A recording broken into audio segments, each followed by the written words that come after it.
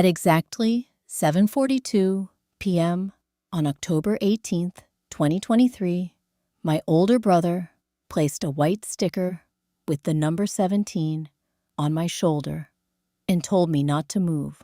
32 seconds later, a man in a Navy suit raised a paddle and said 50,000. I remember staring at the chandelier above the ballroom table because it felt safer than looking at the row of strangers evaluating me like livestock.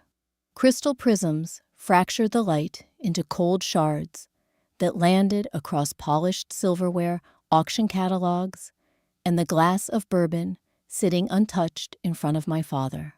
No one laughed, no one hesitated, and no one, not one single member of my family, said this had gone too far. If you've ever felt betrayed by the very people who were supposed to protect you, I want you to pause right here for a second.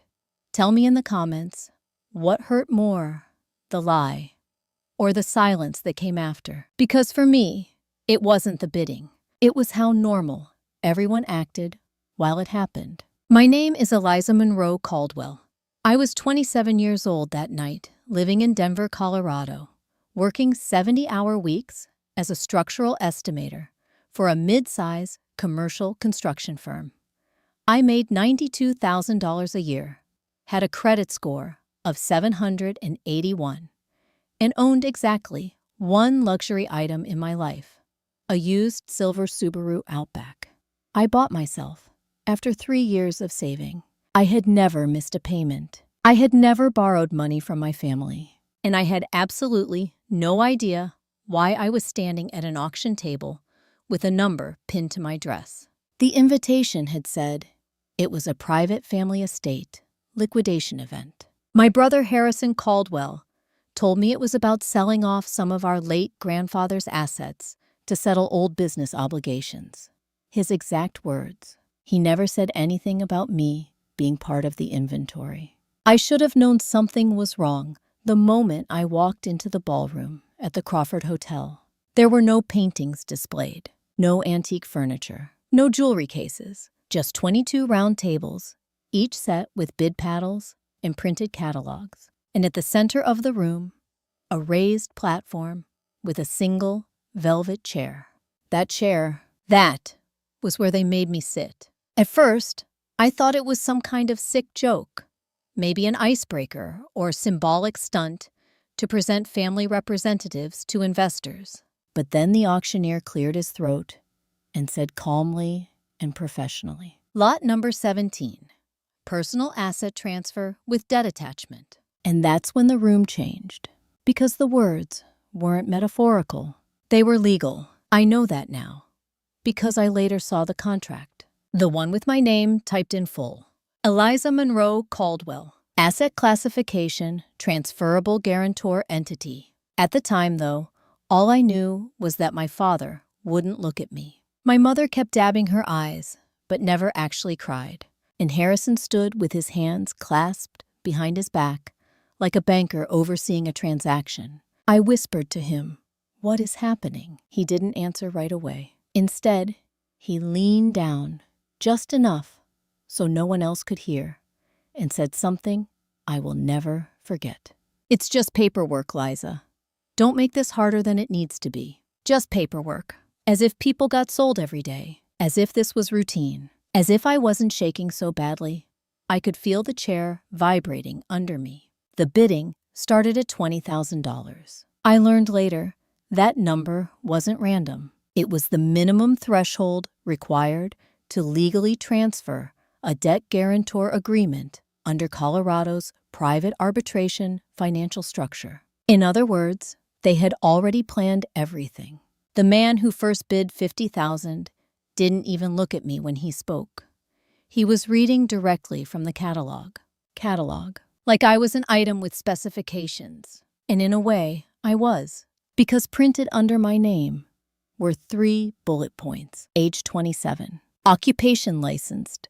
Structural estimator with federal clearance for public infrastructure contracts. Credit history, excellent. I wasn't being sold as a person. I was being sold as liability coverage, a living collateral. Someone at table 5 raised their paddle. 75. My stomach dropped so hard, I thought I might throw up right there on the velvet seat.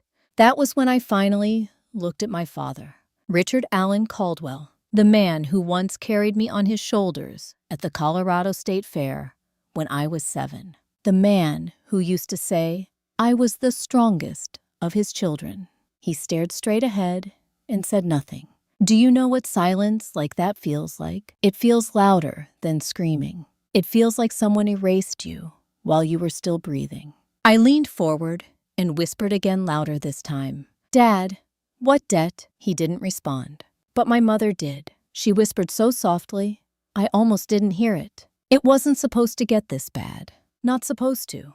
That meant there was a plan, a decision, a point where someone chose this path and never told me. The bidding crossed $100,000. $100,000 for the legal right to hold me financially responsible for a debt I didn't even know existed. My hands started going numb. I remember pressing my fingernails into my palms just to stay grounded. The auctioneer's voice echoed like it was coming through water. 120,000. Do I hear 140? And that was when something inside me went completely still.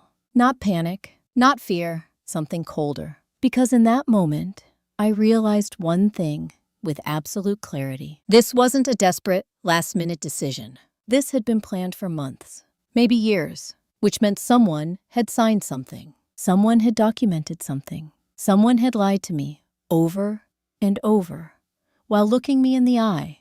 And I didn't know who, but I knew one thing for sure. You don't get auctioned without paperwork. And paperwork leaves a trail. The final bid came in at $180,000. The paddle came down. Sold. The room clapped politely, like they'd just closed on a piece of real estate. Harrison finally looked at me then, not with guilt, not with shame, with relief, like a problem had just been solved. And he said quietly, almost kindly, It's over now, Liza. He was wrong, because 3 hours later, when I finally saw the first page of the contract they'd signed using my name, I discovered something that made my hands stop shaking entirely. My signature was already on it, dated 11 months earlier, but I had never signed anything. At 2:16 a.m. on October 19th, 2023, I sat alone in the back seat of a black Lincoln Town car, holding a contract with my forged signature on page 3 and a debt figure printed in bold, $2, 480,000. 17 minutes later, the man who had purchased my guarantor transfer slid into the seat across from me and said very calmly, You're not the first person a family has tried to sacrifice to save themselves. His name was Nathaniel Scott Pierce. Full name, just like he introduced himself. He was 46, dressed in a tailored navy suit that probably cost more than my entire monthly rent. And he spoke with the kind of measured politeness that people use when they're used to being obeyed. He didn't look at me like a person, but he didn't look at me like property either. He looked at me like a case file. Let's start with something simple, he said. You genuinely didn't know, did you? I shook my head. Not dramatically, not emotionally, just once. Because by that point, I had moved past panic. When something is that extreme, your brain stops screaming and starts calculating. He studied my face for a few seconds, then nodded slightly. That's what I thought. I swallowed. My throat felt raw from hours of holding everything in. What exactly did they sell me into? He didn't answer right away. Instead, he tapped the contract. Your family transferred you as a personal guarantor on a commercial loan default. Legally, you're now responsible for repayment obligations tied to Caldwell Development Holdings. The name hit me like ice water. Caldwell Development Holdings, our family company, the one my grandfather built, the one my father always said I'd never need to worry about. I forced myself to breathe evenly. How much? He didn't soften it. $2,480,000, not including interest accrual. My hands tightened around the document. That wasn't a number you stumbled into. That was catastrophic failure. What happened? I asked. Nathaniel leaned back slightly. Your brother took out a high-risk construction bridge loan 18 months ago. It was meant to finance a speculative downtown mixed-use project. My mind started connecting pieces. Harrison had mentioned expansion. Then the project stalled. Nathaniel continued. Permitting delays, contractor disputes, cash flow collapse. The bank called the loan, and they couldn't pay. No, he said. They couldn't. I stared at him. Then, why not declare bankruptcy? He gave a small, humorless smile. Because your father pledged a personal collateral clause. My stomach twisted. What collateral? He tapped the line on page 4. Future guarantor substitution. It took a second for the words to sink in. Then, the meaning landed all at once. He pledged me, I whispered. Nathaniel didn't correct me, didn't soften it, just nodded once. Yes. For a few seconds, I couldn't speak. Because that wasn't just financial betrayal. That meant there had been a meeting, a discussion, a moment where they sat in a room and agreed that I was expendable. Tell me something honestly. What would you do if you found out your own family had quietly decided you were the most replaceable person in the room? Would you scream, walk away, or go completely silent like I did? Because silence can be sharper than rage. And in that moment, something inside me went very, very cold. I never signed this, I said, quietly tapping the forged signature. Nathaniel's eyes flickered. I believe you. That surprised me. You do? Yes, he said calmly. Because the notary stamp on page 5 is already under investigation. My head snapped up. What? He reached into his briefcase and pulled out a second document. This, he said, handing it over, is why I attended the auction in person. It was a legal notice. State of Colorado Financial Compliance Division. Subject line, fraudulent notarization review. My pulse started pounding again. Someone reported this, I asked. He watched me carefully. Someone did. 1,000 thoughts collided at once. Who? Nathaniel didn't answer immediately. Instead, he asked a question of his own. Did you ever notice anything strange in the past year? Unusual request documents your family asked you to sign without explanation. My mind flashed backward. 11 months ago, Thanksgiving, Harrison had handed me a stack of insurance renewal forms to sign quickly because the notary was waiting. I had been rushing out the door to catch a flight back to Denver. I signed without reading. Because it was family. Because I trusted them. Because who expects betrayal from the people who raised them? My chest tightened. Oh my God. Nathaniel didn't say anything. He didn't need to. Because we both knew what that meant. They hadn't forged my signature entirely. They had tricked me into signing blank pages, then filled them in later. Layer 2 of betrayal. Paperwork, documentation, evidence. And suddenly, I understood something even worse. This wasn't desperation. This was strategy, which meant one terrifying possibility. How long, I asked.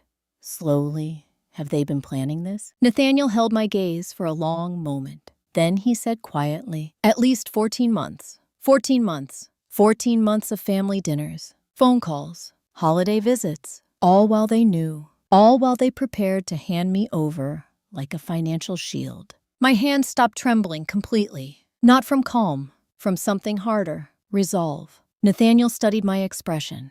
You're not reacting the way most people do. I met his eyes steadily.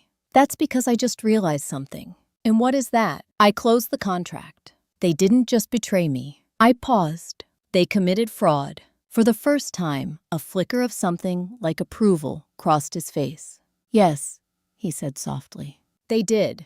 But then his expression shifted. More serious, more careful. However, he added, there's one detail you still don't know. A chill ran through me. What detail? He leaned forward slightly. The person who reported the fraudulent notarization, his voice lowered, is someone inside your family. And in that moment, I understood something that changed everything. Because betrayal is one thing, but betrayal inside betrayal, that meant someone had already chosen a side. I just didn't know who. Yet, at 9:03 a.m. the next morning, I walked into the Colorado Financial Compliance Division office on Lincoln Street, carrying a folder that weighed less than 2 pounds and contained enough evidence to destroy my family. 21 minutes later, an investigator closed the door behind us, slid a sealed envelope across the table, and said, "Before we continue, you should know the whistleblower inside your family requested full anonymity." For a moment, I just stared at the envelope. Plain white, no markings. But it might as well have been a live wire, because whoever sent it had known everything. The fraud, the notarization, the timing, which meant they had been watching all of this unfold long before the auction night. "Can I see it?" I asked. The investigator, a woman in her early 50s named Dana Whitaker, folded her hands calmly. "You can see the evidence submitted," she said, "but you will not see the identity." Her tone wasn't unkind, just firm, legal firm, which told me this wasn't speculation anymore. This was an official case. I nodded once. "Show me." She opened the envelope and spread the contents across the table. There were 6 items, and each one landed like a quiet explosion. First, a copy of the guarantor substitution contract with a digital timestamp showing it had been edited 3 weeks after my original Thanksgiving signature. Second, email correspondence between Harrison Caldwell and a private notary named Victor Linwood. The subject line read, "Need backdated seal, urgent." Third, a scanned invoice. Payment amount, $8,000. Description, expedited certification services. I didn't need to be a lawyer to understand what that meant. Bribery. Fourth, an internal bank memo. This one made my stomach drop, because it wasn't written by my family. It was written by the lending institution. Recommendation secure replacement guarantor due to primary borrower's high risk of default. And below it, a handwritten note. My father's handwriting. "Eliza qualifies. Strong credit. She'll cooperate." For a few seconds, the room went completely silent. Not externally, inside my head. Because there's a specific kind of pain that comes when betrayal becomes undeniable proof. It stops feeling emotional. It becomes mathematical, documented, cold. Dana Whitaker watched me carefully. "Are you able to continue?" I swallowed and nodded. "Yes." My voice didn't shake. Not anymore. Because something had shifted overnight. Shock had turned into clarity. "Good," she said, sliding the final item forward. "This is what concerns us most." It was a transcript, a recorded conversation. Date stamp, March 12th, 2023. Participants, Richard Caldwell and Harrison Caldwell. My father and my brother. My hands felt strangely steady as I read. Harrison's voice. "She can't know. If she refuses, we lose everything." My father's voice. "She won't refuse. She still believes we'd never hurt her." There was a pause in the transcript. Then Harrison again. "And if she finds out," another pause. Longer. Then my father said something that felt like a blade sliding slowly between my ribs. "By the time she understands, it will already be done." I set the transcript down carefully, because if I didn't, I might have crushed it in my hands. Dana spoke gently. "This evidence establishes fraud, coercion, and financial exploitation." I looked up. "What happens next?" She didn't sugarcoat it. "If you file a formal complaint, we open a criminal investigation. That could lead to charges including document fraud, conspiracy, and financial abuse." My heart thudded once. Heavy, decisive. "And if I don't?" Then she said calmly, "The guarantor transfer remains valid. You would be legally responsible for the debt, $2,480,000. The number echoed in my mind again, but it didn't scare me anymore, because now I knew something far more important. I wasn't powerless. I had leverage, and leverage changes everything. Dana studied me for a moment. "You should take time to consider," she said. "Most victims need days." I shook my head slowly. "No." She raised an eyebrow slightly. "You're certain?" I met her gaze directly. "Yes." Because there was one question that had been burning in my mind since the moment Nathaniel mentioned the whistleblower. "Before I file," I said quietly, "I need to know one thing." She waited. "Is the person who reported this Still in danger from my family? Dana hesitated, just for a fraction of a second. But it was enough. That's a possibility, she admitted. A cold understanding settled over me, which meant this wasn't just about saving me. Someone inside my family had risked everything to expose this. And that changed the equation completely, because betrayal cuts both ways. Sometimes the same family that destroys you contains the one person trying to save you.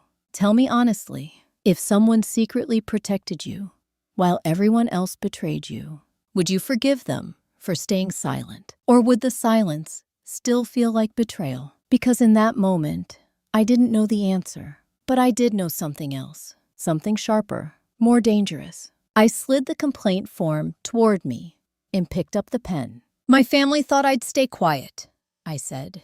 Dana didn't respond. She didn't need to, because the next words came out of me without hesitation.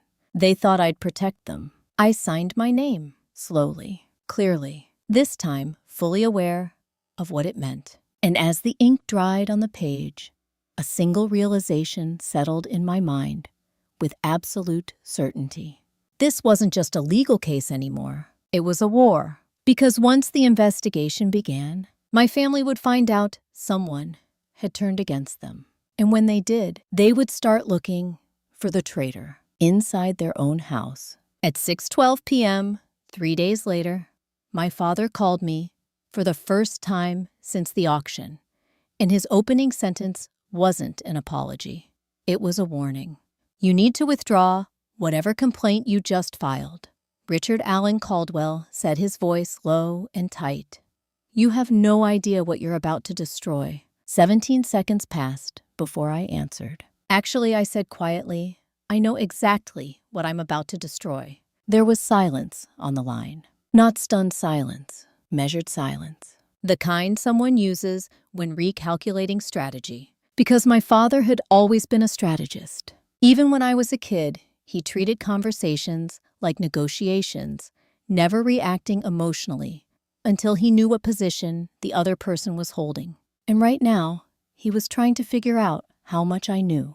Liza, he said, finally softening his tone. You don't understand the situation. I almost laughed, not because it was funny, because that sentence had been used to control me my entire life. You don't understand. You don't see the bigger picture. Trust us. And every time it meant the same thing. Don't ask questions. Obey. But something inside me had changed permanently since that auction night. I understand enough, I said calmly. You pledged me as collateral for Harrison's loan. His breath caught, just slightly. Confirmation. And you forged legal documents to make it happen, I continued, which is a felony. Another pause. Longer this time. Then his voice hardened. You're being manipulated, he said. There it was. Step 1 of every guilty person's playbook. Deny. Shift blame. Rewrite reality by who I asked evenly. He didn't hesitate. That man who bought your guarantor contract. Nathaniel Pierce. You have no idea who he really is. I leaned back in my chair. Because this was interesting. He wasn't denying the fraud. He was attacking the messenger. What about him, I asked. My father lowered his voice. He specializes in distressed asset acquisitions. He profits from families like ours collapsing. I didn't react, because that wasn't news. Nathaniel had told me that himself. But he didn't forge my signature, I said quietly. My father's tone sharpened. We were trying to save everything. There it was. Step 2, justification. We were drowning Liza, he continued. The company was weeks from total liquidation. Hundreds of employees would have lost their jobs. I closed my eyes briefly, because this part hurt. Not the argument itself, but the fact that a small part of me still wanted to believe he cared. Still wanted to believe there had been no other option. But facts don't bend for emotions. You didn't ask me, I said. We couldn't, he snapped. You would have said no. He didn't even try to deny that. That was the moment the last illusion broke. Exactly, I replied calmly. Because it wasn't your decision to make. He exhaled sharply. You're being selfish. I felt something inside me go very still. Selfish. That word, it had followed me my whole life. whenever I set a boundary. When I chose a career outside the family company. When I refused to co-sign Harrison's earlier loans. When I moved to Denver instead of staying in our hometown. Selfish always meant the same thing. You won't sacrifice yourself for us. I opened my eyes. No, I said quietly. I'm being accurate. There was a long silence. Then his voice shifted again. Softer, heavier. Liza, this investigation will destroy Harrison. Step 3. Appeal to guilt. Family loyalty. Emotional pressure. He could go to prison, my father added. The words hung in the air. And for a moment, memories flashed through my mind. Harrison teaching me to ride a bike. Harrison sneaking me candy when I was 10. Harrison promising, I'll always protect you. The contrast between those memories and the auction paddle slamming down felt like emotional whiplash. But I forced myself to focus on the present, on the facts. Did he think about prison? I asked quietly. When he bribed a notary to falsify documents in my name. My father didn't answer, because there was no answer, only consequences. His voice dropped to a whisper. You're tearing this family apart. I shook my head slowly. No, I said. You already did that. Silence again. Then he said something that chilled me, more than anything else he'd said so far. If this investigation continues, he murmured, it won't just affect us. My pulse slowed, dangerously slow. What does that mean? I asked. Another pause. Long, deliberate. There are other people involved, he said carefully. People who won't appreciate being exposed. A quiet warning. Not loud, not explicit, but unmistakable. And suddenly, I understood something new. This wasn't just about a failed loan anymore. There were deeper connections. Other investors, other secrets, which meant the stakes were higher than I'd realized. Are you threatening me? I asked calmly. He exhaled. I'm trying to protect you. That sentence almost made me smile, because it was the same line he'd used when he handed me to the auction. Protection had always meant control in his vocabulary. I don't need protection, I said. Another long silence. Then his voice hardened into something final. If you continue this, he said quietly, you will no longer be part of this family. There it was. The ultimatum. The last weapon. Exile. And for a moment, I thought about what that meant. No more holidays. No more childhood home. No more belonging to the only family I'd ever known. It should have terrified me. Instead, it felt like relief. Because you can't lose something you've already realized you never truly had. I think I said slowly, that happened the moment you put a price tag on me. He didn't respond. He just hung up. The line went dead. And I sat there for a long time, staring at my reflection in the dark phone screen, trying to process the final piece of what he'd said. Other people involved, people who wouldn't appreciate being exposed, which meant one thing. This wasn't just a family betrayal story anymore. It was a network, a chain, a system of deals and secrets far bigger than one loan. And suddenly, the identity of the whistleblower mattered more than ever, because whoever had reported the fraud was also standing directly in the path of whatever my father had just warned me about. And if my family started searching for the traitor, they might find them first. At 11:27 a.m. the following Monday, my mother showed up unannounced at my apartment in Denver, carrying a leather folder, a box of pastries from a bakery I loved as a child, and an offer worth exactly $350, 000. She didn't hug me when I opened the door. She didn't apologize. She walked inside, placed the folder on my kitchen table, and said in a quiet, trembling voice, if you drop the complaint today, this can all go away.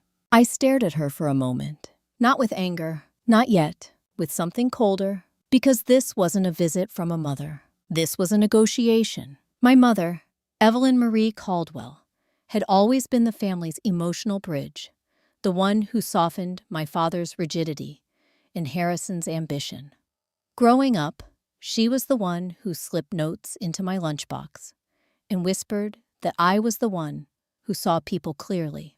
But the woman standing in my kitchen now wasn't that person. Her posture was rigid, Her eyes were red but dry, and her voice had the flat precision of someone reciting a prepared script. $350,000, she repeated. Transferred immediately. Enough to clear your student loans, buy a home, start fresh. I didn't touch the folder. Where did that number come from? I asked. Her fingers tightened around her purse strap. It's what we can offer. We, not I, not your father, not Harrison. We, the family, as a single negotiating entity, which told me something important. They weren't panicking. They were still trying to control the outcome. I leaned back against the counter. That doesn't even cover a quarter of the debt you tried to put on me. Her expression flickered. That debt won't matter if you withdraw the complaint, she said quickly. The guarantor contract will stand, and the company can restructure.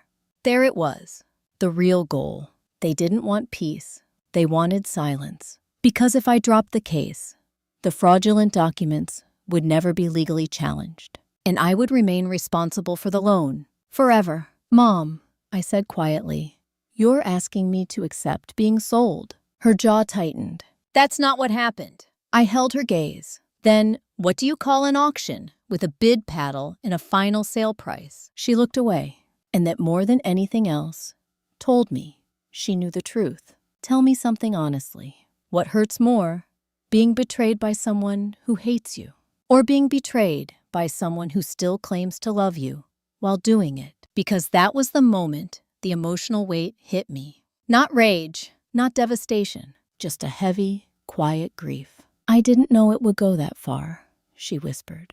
The words came out small, almost childlike. I studied her carefully, because this mattered. What did you think would happen? I asked. She hesitated. I thought you would agree to help, she said softly. You've always been the responsible one, the strong one. That sentence landed like a dull blade, because it revealed the core of everything. They hadn't just seen me as expendable. They had seen me as dependable, someone who would carry their burden without resistance, someone whose loyalty could be counted on. You didn't ask, I said quietly. Her eyes filled with tears. Your father said, if we asked, you might refuse. There it was again. The same logic, the same calculation, fear of losing control. So instead, I said you decided to remove my choice entirely. She flinched. Yes, she whispered. For a moment, the room went completely silent. The kind of silence that settles when truth is finally spoken out loud. Then she pushed the folder toward me. Please, she said, take the money. End this before it gets worse. I didn't move, because something she'd said earlier kept echoing in my mind. The company can restructure. That meant they weren't as desperate as they'd claimed, which meant there was more money somewhere, hidden assets, or outside backers, or something else they hadn't told me. Mom, I said slowly, how did you suddenly find $350,000?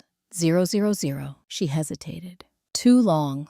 Then she said carefully, we had help. A chill ran through me. What kind of help? Her gaze dropped to the table. Investors. The word felt heavy. Vague. Deliberately vague. What investors? I asked. She shook her head quickly. I can't say. That confirmed it. My father's warning suddenly made more sense. There were other people involved. People who didn't want exposure. And now I knew something else. Those people were financially powerful enough to provide hundreds of thousands of dollars overnight. Which meant this wasn't just a family business collapse. This was something bigger, and my family wasn't the top of the chain. They were in the middle. I stepped forward and closed the folder without opening it. I'm not taking this, I said calmly. Her face crumpled. Liza. No, I repeated gently.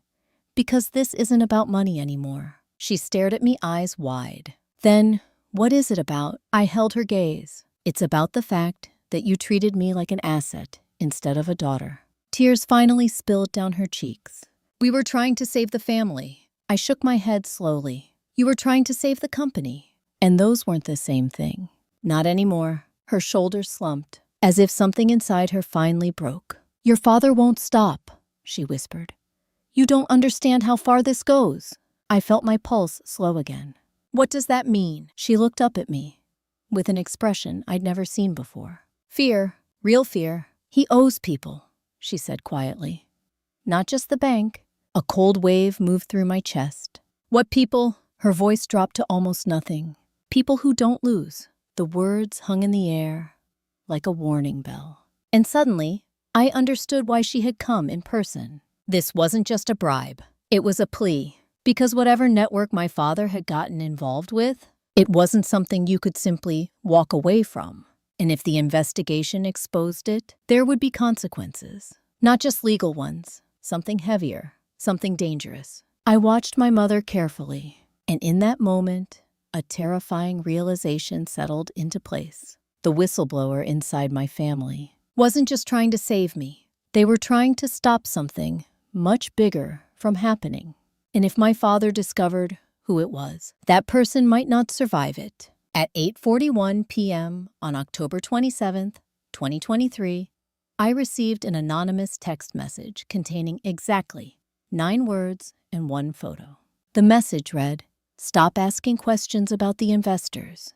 It isn't safe." The photo attached showed my apartment building from across the street, taken less than 5 minutes earlier. I stared at the screen for a full 30 seconds before my heart even started racing. Because fear doesn't always hit immediately. Sometimes it arrives in layers. First comes disbelief, then calculation, then the quiet, cold understanding that someone is watching you. I moved slowly to the window, careful not to turn on any lights, and pulled the curtain back just enough to see the street below. A black SUV was idling across from the building entrance. No headlights, engine running. My stomach tightened. This wasn't paranoia anymore. This was surveillance. And suddenly, my father's warning echoed in my mind with terrifying clarity. There are other people involved, people who won't appreciate being exposed. I stepped back from the window and forced myself to breathe slowly. Panic would only make me reckless.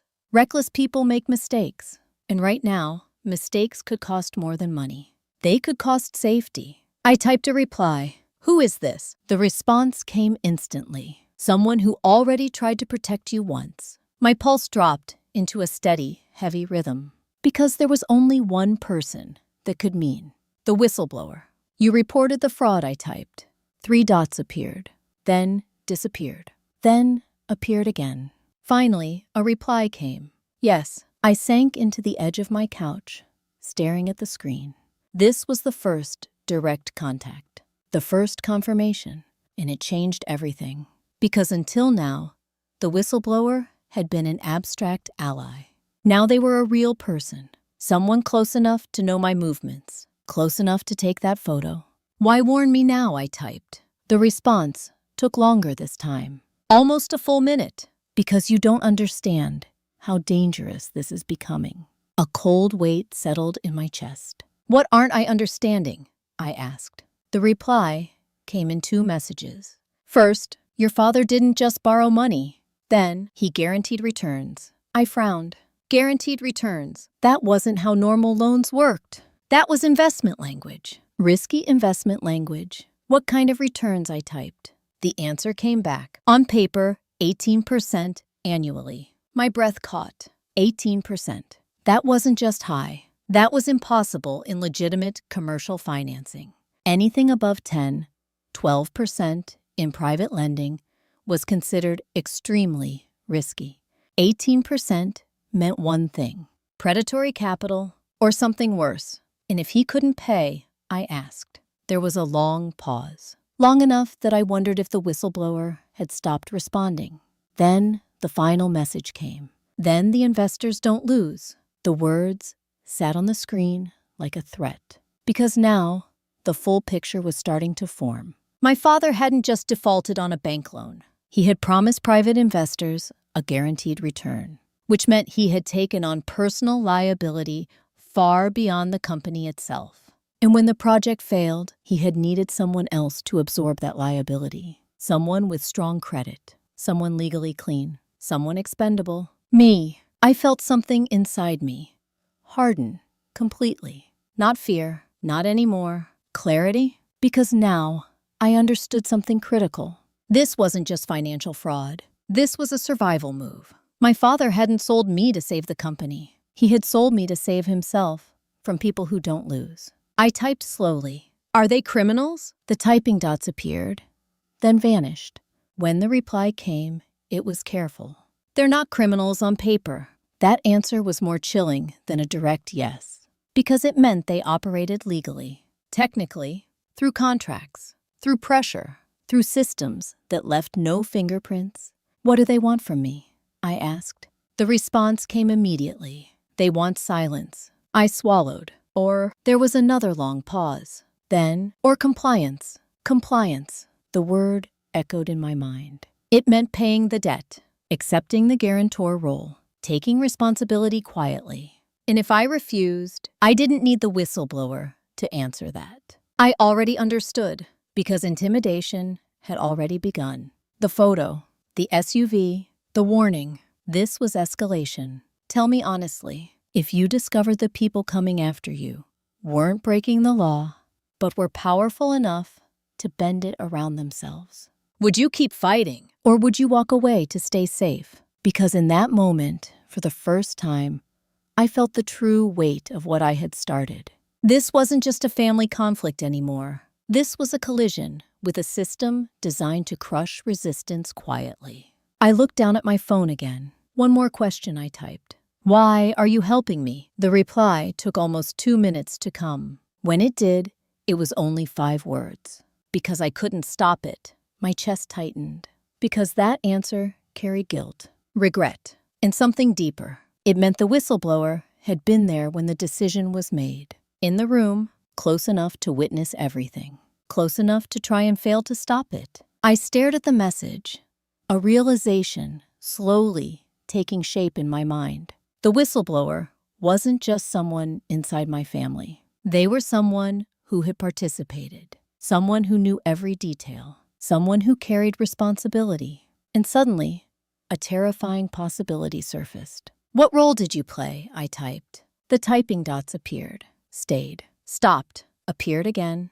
Then finally, the reply came. I was the one who drafted the contract. At 3:05 a.m. that same night, I sat in total darkness on my living room floor, staring at the last message on my phone.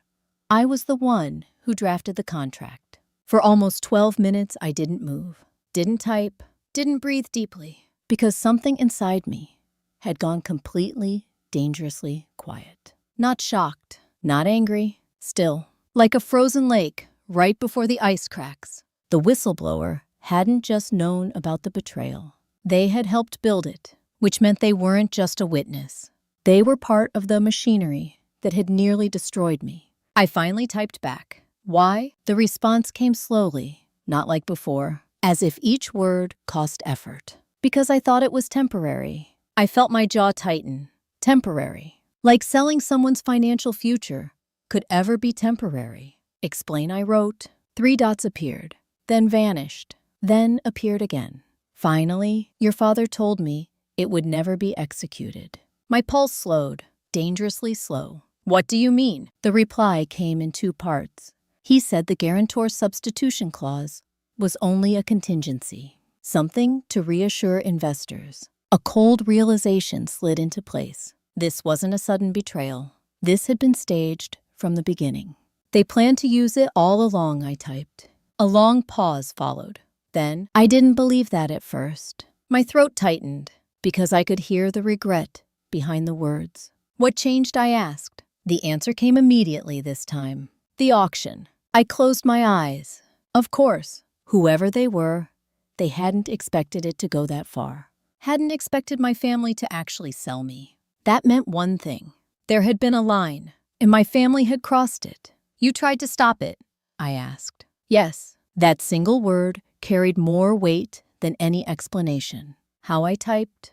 There was a pause. Then, I told your father it was illegal. Another pause. I told him it would destroy you. My chest tightened. And the response took almost a full minute. When it came, it was only 4 words. He didn't care anymore. Something inside me went completely still. Because that was the moment the last piece of denial vanished. Not desperation. Not panic. Choice. He had chosen this. Fully aware. Fully deliberate. Tell me honestly, what do you do when you realize someone you trusted didn't just hurt you? They decided you were acceptable collateral. Because at that moment, I didn't feel rage. I felt something colder. Clarity. I typed slowly. Who are you? The typing dots appeared instantly, then stopped, then appeared again.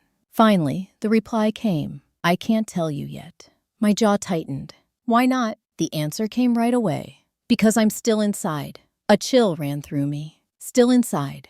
That meant they were physically close to my family. Still working with them. Still in danger. What does that mean? I asked. There was a pause. Then, if they find out I reported the fraud, I lose everything. Another pause. And maybe more than that. The words felt heavy. Because now, I understood something critical.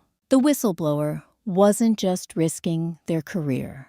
They were risking their safety. And that meant my father wasn't just dangerous emotionally. He had leverage, power, connections. I stared at the message, a realization forming slowly. This person had been in the room, had drafted the documents, had tried to stop it, and was still close enough to be in danger, which narrowed the possibilities. A lot. Were you working for the company? I typed.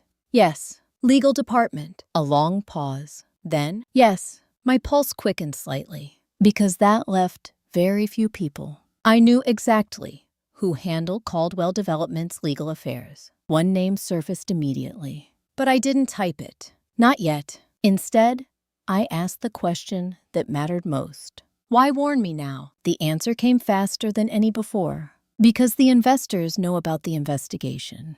My stomach dropped. What? They don't know who reported it. A pause. But they know someone did. Cold fear crept into my chest. Because that meant the situation had escalated again. This wasn't just internal family pressure anymore. Now external forces were watching.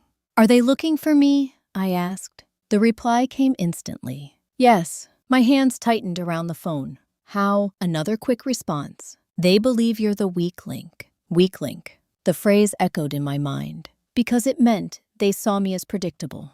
Controllable. Someone who could be pressured into compliance. Which explained the photo. The SUV. The warning. This wasn't random intimidation. It was targeted pressure. Are they watching me right now? I typed.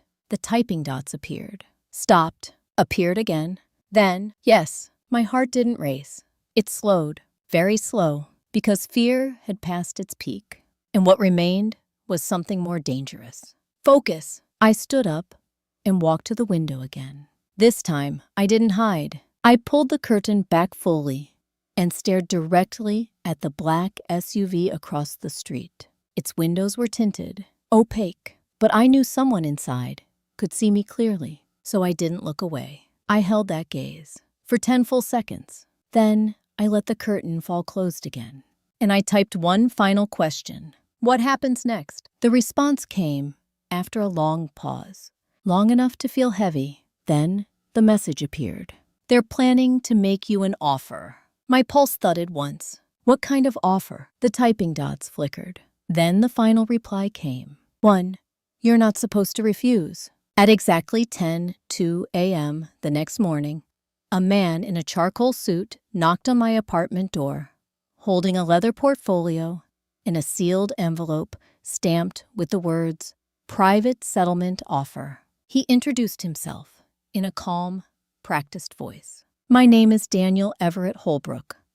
I represent a consortium of private investment partners, currently holding financial interests connected to Caldwell Development Holdings. His tone was polite, professional, and completely devoid of emotion. The way someone sounds when they know they don't need to raise their voice to be taken seriously. I didn't invite him inside immediately. Instead, I studied him carefully. Mid-40s, perfect posture, no visible impatience, no attempt to intimidate physically, which told me something important. This wasn't a thug. This was a negotiator, someone used to resolving conflicts quietly and permanently. You can speak here, I said, keeping the door only halfway open. He nodded once, unfazed. Of course. He opened the portfolio and handed me the sealed envelope.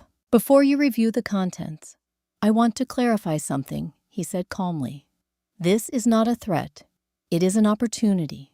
The word opportunity almost made me smile, because it's amazing how often powerful people use soft language to describe hard realities. I took the envelope, but didn't open it yet. "What kind of opportunity?" I asked. "To resolve all outstanding financial and legal matters," he replied smoothly, without further escalation.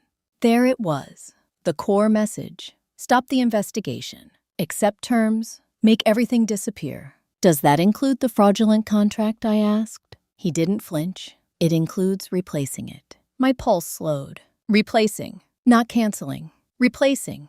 "What does that mean?" I asked. He met my eyes evenly. "It means you would no longer be personally liable for the Caldwell development debt." For a fraction of a second, something inside me flickered. Relief, because that had been the original threat, the $2.4 million liability. But relief vanished just as quickly, because powerful people don't remove debt without adding conditions. "What's the trade-off?" I asked. He gestured toward the envelope.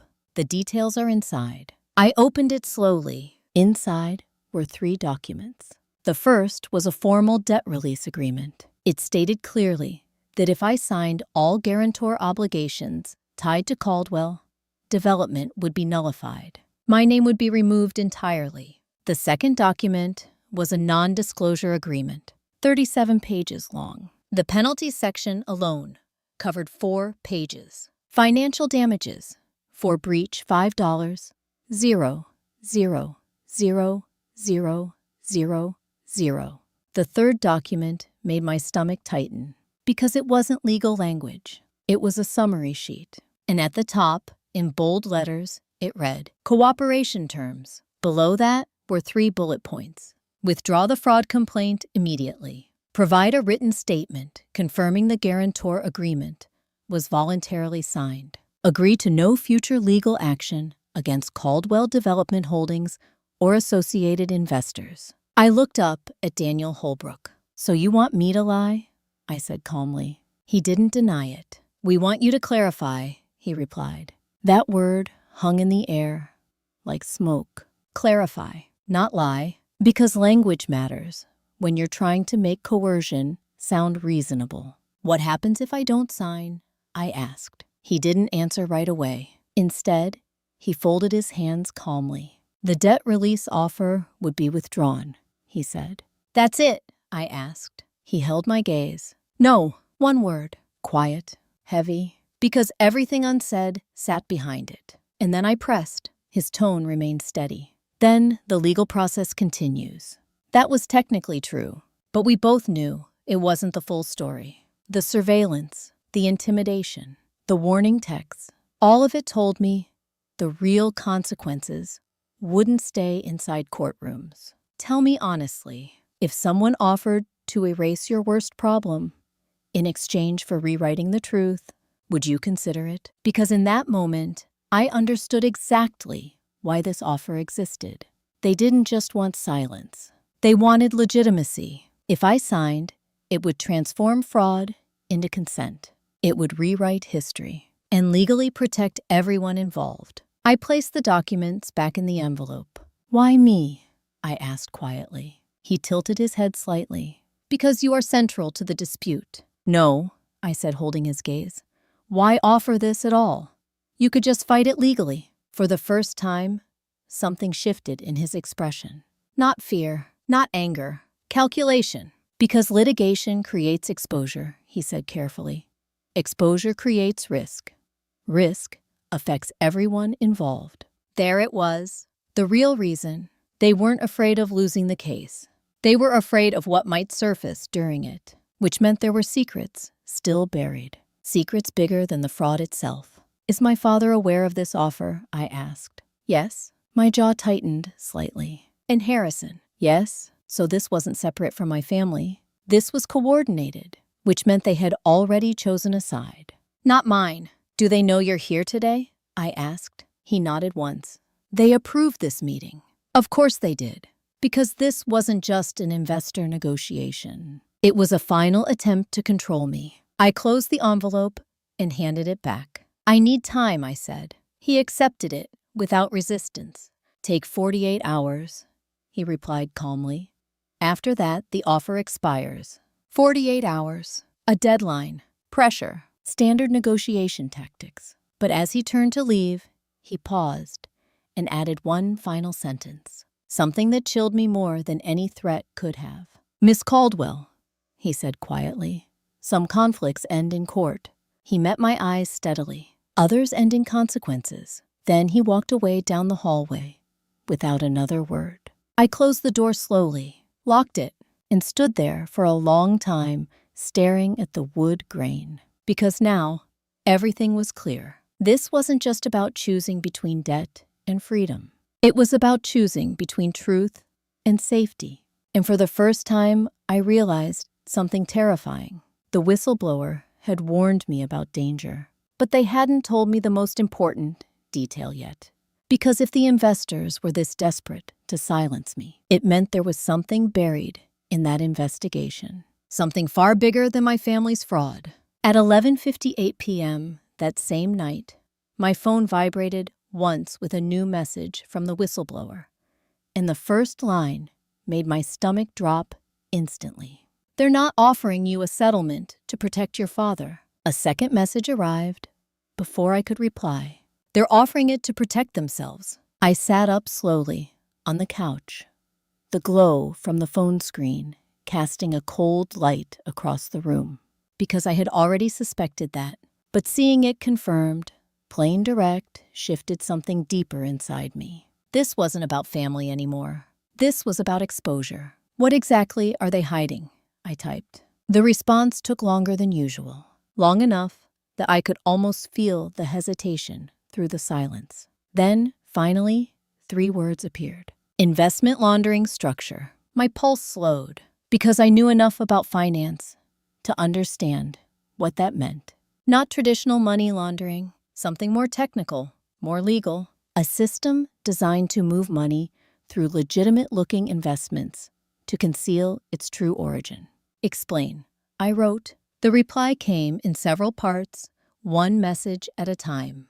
"They use distressed development projects, high-risk loans, artificially inflated returns." I leaned forward, reading each word carefully. "They move money through shell partnerships, then write losses as legitimate business failures." A cold clarity settled over me, because now the pieces aligned perfectly. Caldwell Development hadn't just been a failing company. It had been a conduit, a pipeline for capital movement, which meant my father hadn't just taken a desperate loan. He had stepped into a network, a system. And when his project collapsed, that system needed someone to absorb the loss cleanly. Someone with no criminal ties. Someone whose financial profile would withstand scrutiny. Someone like me. They needed a clean guarantor, I typed. The response came instantly. "Yes." My hands tightened around the phone. "Not just to recover money," I continued slowly. "To legitimize the paper trail." Another immediate reply. "Yes." The room felt very quiet. Too quiet. Because this wasn't just fraud anymore. This was structured financial manipulation. Legal on the surface, but designed to protect people who operated far beyond normal accountability. Tell me honestly, if you discovered you weren't just betrayed by your family, but almost used to clean someone else's financial system, would anger even be the right word anymore? Because in that moment, I didn't feel rage. I felt something colder, precision, focus. Because now I understood why the investors were pushing so hard for silence. If the investigation went forward, it wouldn't just expose fraud. It would expose the entire structure. "Why didn't you tell me this earlier?" I asked. The typing dots flickered for several seconds. Then the reply came. "Because I didn't have proof yet." My chest tightened. "You do now, yes?" The word landed like a switch flipping on. "What proof?" I typed. There was a longer pause this time. Then, internal transfer records, partner agreements, false profit reports. I exhaled slowly. Hard evidence, not speculation, not theory. Documents. which meant everything was about to escalate again. "Where is it?" I asked. The response came carefully. "Not digital." A pause. "Physical copies." That surprised me. "Why physical?" I typed. The answer came immediately. "Because digital records can disappear."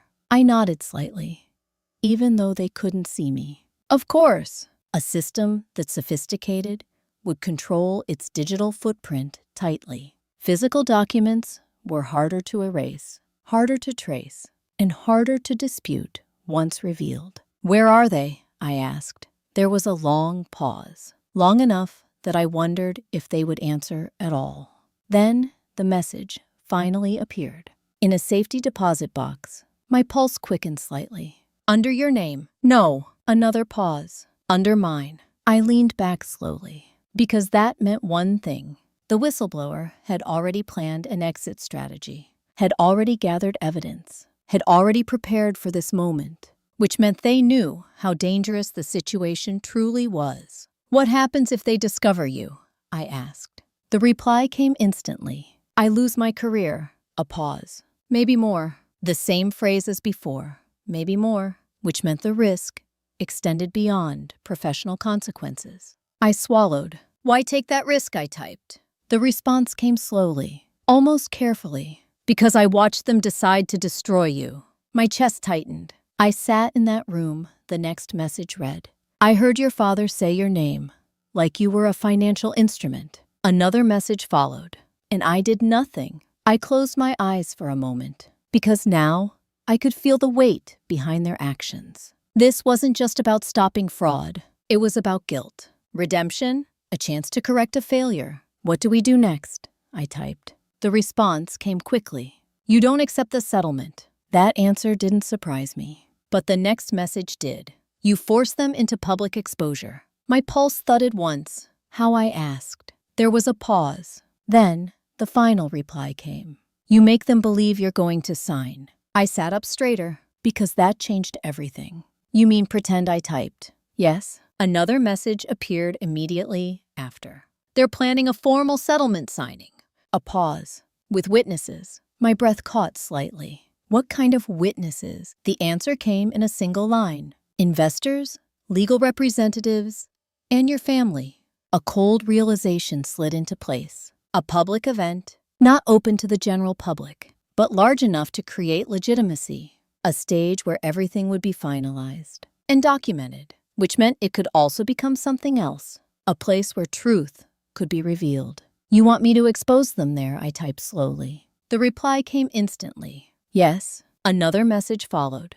"That's the only moment they'll all be in the same room." I stared at the screen, the full weight of what was being proposed settling into my mind. This wasn't just a legal strategy.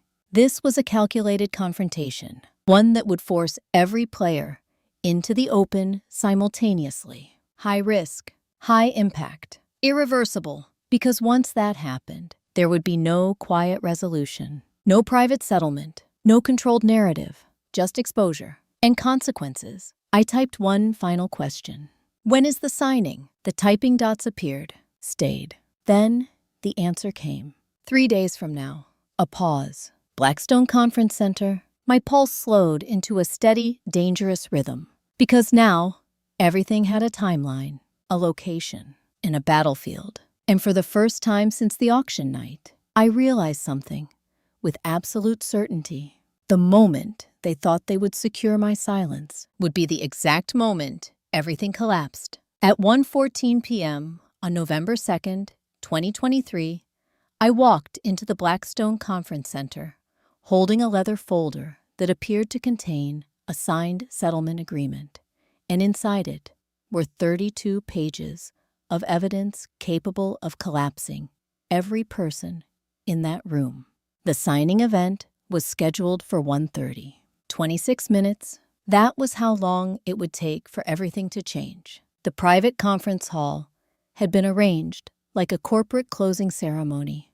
Polished wood table stretching across the center, 8 leather chairs placed on each side, and a large digital display at the far wall reading, "Confidential Settlement Execution." No press, no outsiders, just controlled witnesses, which was exactly what they wanted. Because legitimacy requires observers, but only the kind you can manage. I paused near the entrance and scanned the room slowly. Every face mattered. Every position told a story. My father sat at the head of the right side of the table, posture rigid, expression composed but pale around the edges. Richard Caldwell looked like a man holding himself together through pure force of will. Harrison sat 2 seats down from him, tapping his pen against the table in quick, nervous rhythms. He didn't meet my eyes. Not once. Across from them sat 3 men I had never seen before. Dark suits, minimal movement, quiet authority. Investors. Behind them, Daniel Everett Holbrook stood reviewing documents calmly, as if today were nothing more than routine paperwork. And then I saw her, sitting near the far end of the table. The whistleblower, Rachel Lynn Mercer, Caldwell Development's senior legal counsel, 39 years old, sharp-controlled, and the only person in the room who didn't look at me like an asset. She met my gaze for exactly 1 second. No expression, no signal. But that single glance confirmed everything. She had drafted the contract. She had reported the fraud. And today, she was about to help destroy the system she once helped build. Tell me honestly, if the person who once helped betray you risked everything to help you fight back, would you trust them? Because in that moment, I did. Not emotionally. Strategically. I walked to my seat without hesitation and placed the folder in front of me. Daniel Holbrook stepped forward. "Miss Caldwell," he said politely, "we appreciate your willingness to resolve this matter." His tone was calm, controlled, confident, because he believed this outcome was already secured. I nodded once. "I'm ready to proceed." Across the table, my father exhaled quietly. Relief. Visible. Harrison's shoulders sagged slightly. Even the investors seemed to relax, because they thought the problem was ending, not beginning. Holbrook opened his portfolio and began the formal process. "This session will record the voluntary agreement of all parties," he said smoothly. "Miss Caldwell will confirm that she entered the guarantor contract knowingly and without coercion." There it was, the narrative they needed, the lie they expected me to speak. He turned toward me. "Please confirm." Every eye in the room shifted to me. Waiting, expecting compliance. Silence filled the space. Heavy, charged. I leaned forward slightly and folded my hands on the table. "No," I said calmly. The word landed like a dropped glass. Holbrook blinked once. "I'm sorry. I will not confirm that," I repeated. The room shifted instantly. Tension spiked. My father's jaw tightened. Harrison went completely still. Holbrook recovered quickly. "Miss Caldwell," he said carefully, "you indicated you were prepared to sign." "I am," I replied. I slid my folder forward. "Just not the version you provided." His eyes flickered. A crack in the calm. "What do you mean?" I opened the folder slowly and removed the first document, a copy of the original guarantor contract. "With a forged notary seal," I said. Murmurs moved through the room. Holbrook's expression hardened slightly. "That matter is still under review," he said. I placed the second document down. Email records. The notary was paid $8,000 to backdate certification. The murmurs grew louder. My father's face drained of color. Harrison whispered something under his breath. Holbrook's voice sharpened. "This is not relevant to today's agreement." "It is extremely relevant," I said calmly. Then I placed the third document down. The internal bank memo, with my father's handwritten note. "Eliza qualifies. Strong credit. She'll cooperate." The room fell completely silent, because now denial was impossible. "Tell me something. What happens when someone's carefully constructed reality collapses in public?" "They don't accept it. They fight it." And right on cue, my father exploded.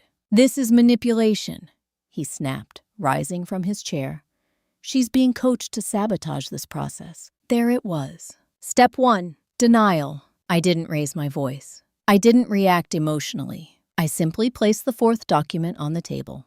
The recorded conversation transcript. His voice, his words. By the time she understands, it will already be done. His hands began to shake. Step 2 came immediately. Blame. You don't understand what we were facing, he shouted. We were protecting everything. I met his gaze steadily. You were protecting yourself. The words cut cleanly. Precisely. Harrison suddenly stood up. This isn't fair, he said, voice cracking. We were under pressure. You had no idea what we were dealing with. Step 3. Victimhood. I looked at him calmly. You should have thought about fairness before you put a price tag on me. The room went silent again.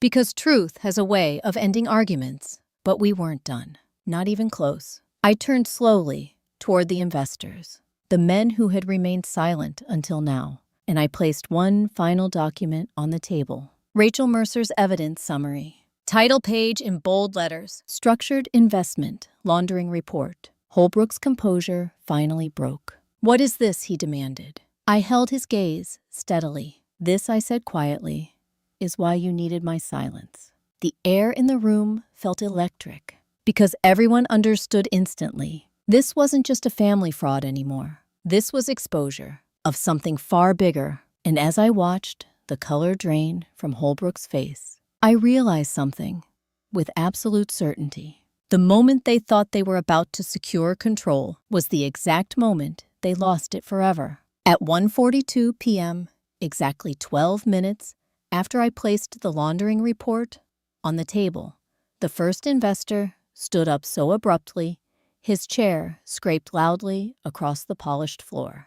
His name, I would later learn, was Thomas Gregory Halverson. At that moment, all I knew was that his calm had vanished completely. This meeting is over, he said sharply, reaching for the document. But Rachel Mercer moved faster. She placed her hand firmly on the report and said in a voice so steady it cut through the room like glass. No, Mr. Halverson, it isn't. Every head turned toward her, because this was the moment she crossed the line from silent participant to active opponent. Her full name carried weight when she spoke next. My name is Rachel Lynn Mercer, Senior Legal Counsel for Caldwell Development Holdings, she said clearly, and I am formally declaring this session a legal disclosure proceeding.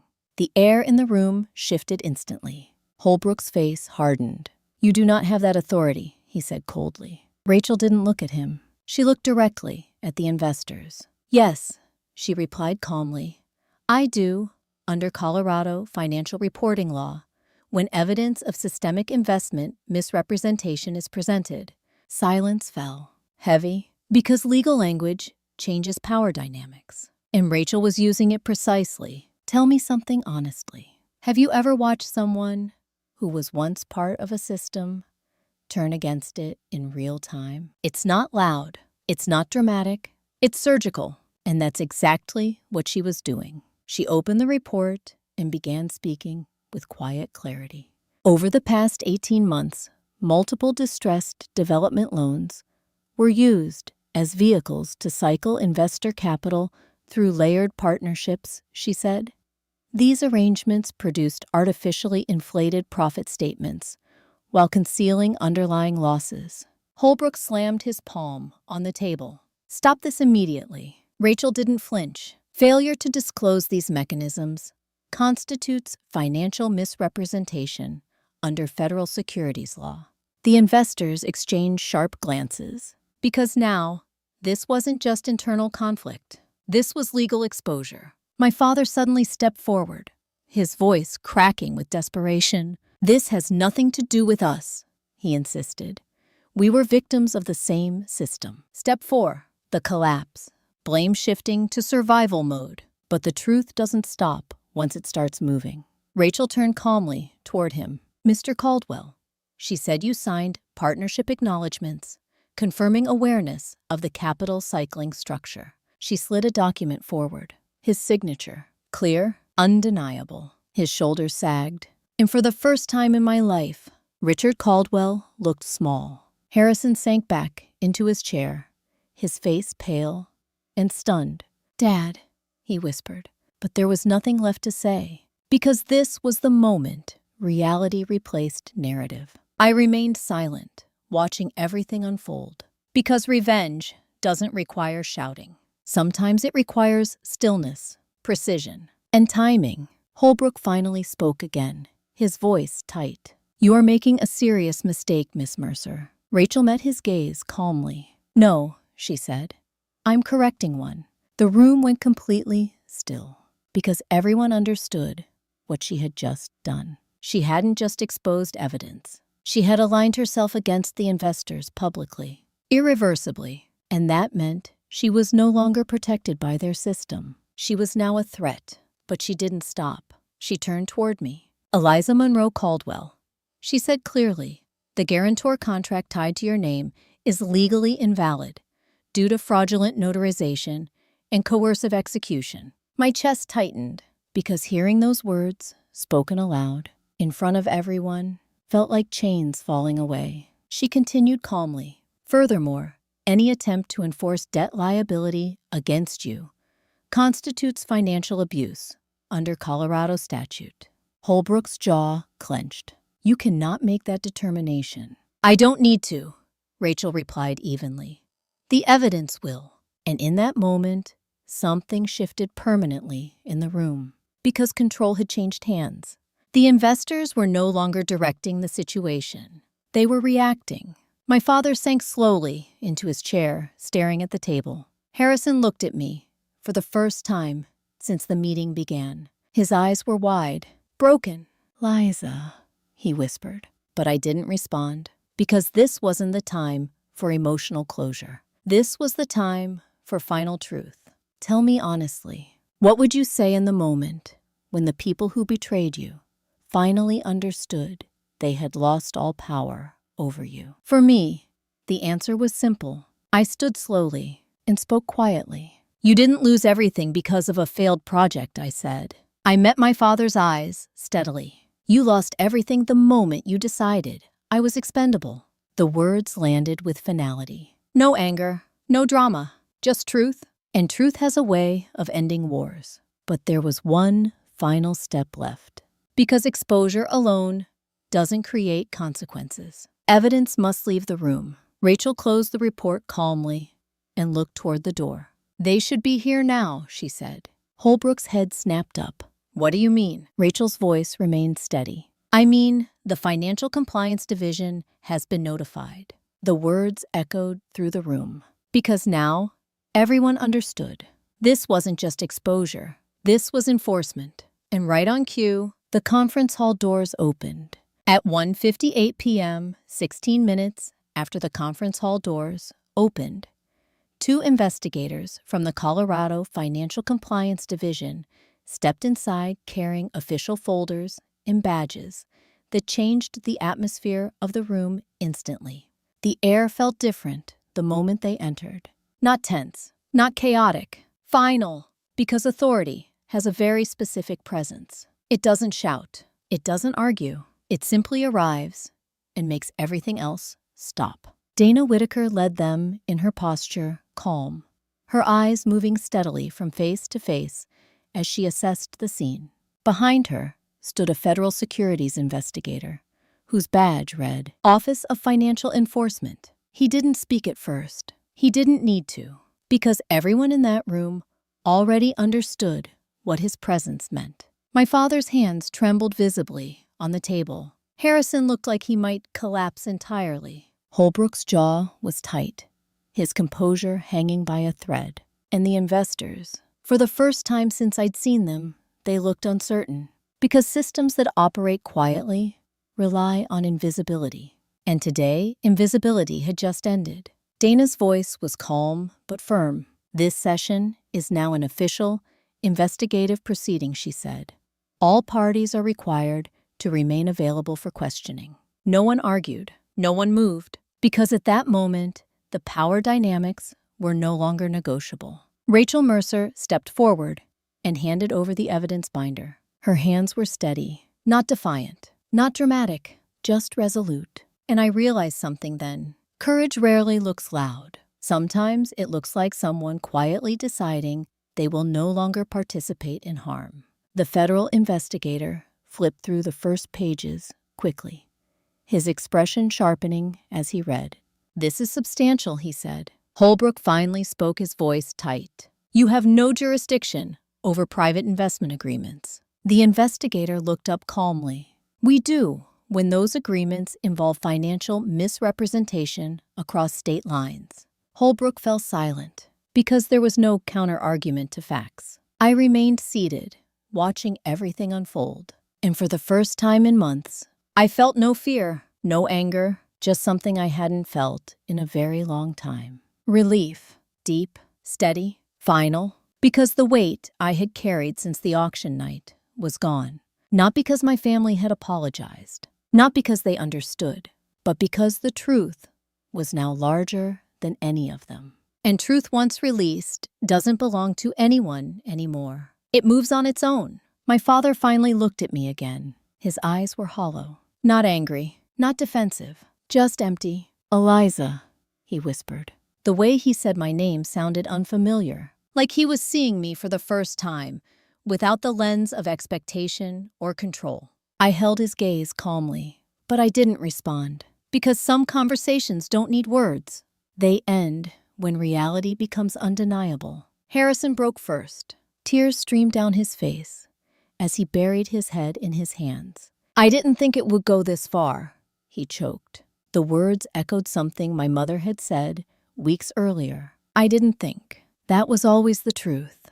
They hadn't thought about consequences, only survival. And survival at any cost always creates damage somewhere. In this case, it had almost destroyed me. But not anymore. Tell me honestly, what does justice actually look like? Is it punishment? Is it revenge? Or is it simply the moment when someone can no longer control your life? Because for me, justice wasn't watching them collapse. Justice was something quieter. It was walking out of that room without fear, without debt, without emotional chains. As the investigators began formal questioning, I stood slowly and stepped away from the table. No one stopped me. No one tried to speak, because the confrontation was already over. The system that once trapped me no longer had any hold. 3 weeks later, the official findings were released. The guarantor contract was declared legally void. All financial liability against me was permanently dismissed. Multiple civil and federal investigations into the investment structure began, and Caldwell Development Holdings entered liquidation proceedings shortly after. I never returned to the company, never answered calls from my father again, and never saw Harrison in person after that day. Not because I hated them, but because boundaries are sometimes the only form of peace available. 6 months later, on the quiet spring morning, I stood alone at a lake outside Boulder, watching sunlight ripple across the water.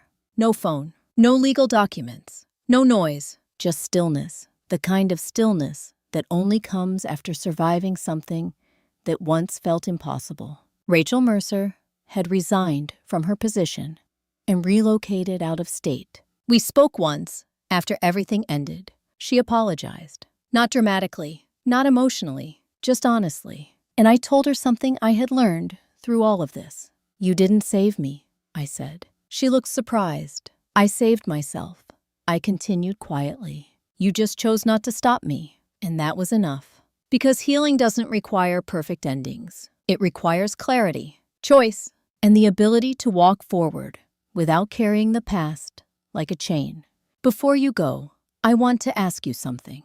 Have you ever had to choose between staying loyal to people who hurt you and choosing your own peace instead? If you have, you already know this truth. Sometimes the strongest revenge isn't destroying the people who betrayed you. It's building a life where they no longer matter at all. And if this story stayed with you, you might want to hear the next one. Because not every betrayal begins with an auction. Some begin with a wedding invitation and a secret hidden inside it.